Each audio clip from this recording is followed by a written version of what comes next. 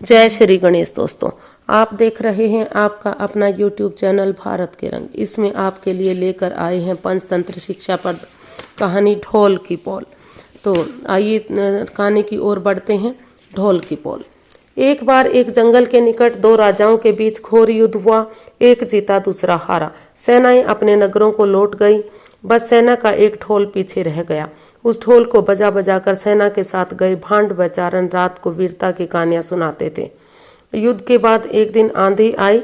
आंधी के जोर में वह ढोल लुढ़कता पुढ़कता एक सूखे पेड़ के पास जाकर टिक गया। उस पेड़ की सूखी टहनियां ढोल से इस तरह से सट गई थी कि तेज हवा चलते ही ढोल पर टकरा जाती थी और ढमाढम ढमाढम की गुंजायमान आवाज होती। एक सियार उस क्षेत्र में घूमता था। उसने ढोल की आवाज सुनी, वह बड़ा भयभीत हुआ। ऐसी अजीब आवाज बोलते पहले उसने किसी जानवर को नहीं सुना था।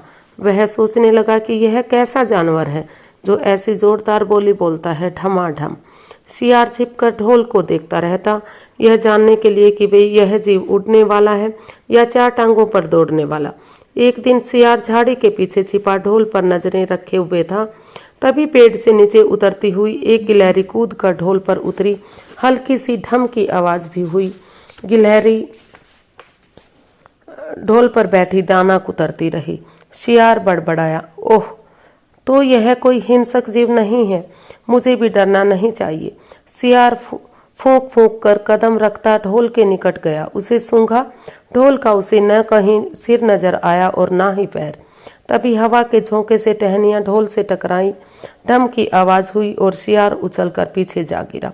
अब समझ में आया। सियार उठने की कोशिश करता हुआ बोला, यह बाहर तो खोल है, जीव इस खोल के अंदर है। आवाज बता रही है कि जो कोई जीव इस खोल के भीतर रहता है वह मोटा ताजा होना चाहिए, चर्बी से भरा शरीर। तभी ये ढम ढम की जोरदार आवाज बोलता है। अपनी मांद में घुसते ही सियार बोला, ओ सियारी, दावत खाने के लिए तैयार हो जा, एक मोटे ताजे शिकार का पता लगा कर आया हूँ। सियारी पूछने लगी, तुम उसे मारकर क्यों नहीं लाए? सियार ने उसे झिड़की दी, क्योंकि मैं तेरी तरह मूर्ख नहीं हूँ। वह एक खोल के भीतर छिपा बैठा है। खोल ऐसा है कि उसमें दो तरफ सूखी चमड़ी के दरवाजे हैं। मैं एक तरफ से हाथ डाल उसे पकड़ने की कोशिश करता तो वह दूसरे दरवाजे से ना भाग जाता। चांद निकलने पर दोनों ढोल की ओर गए।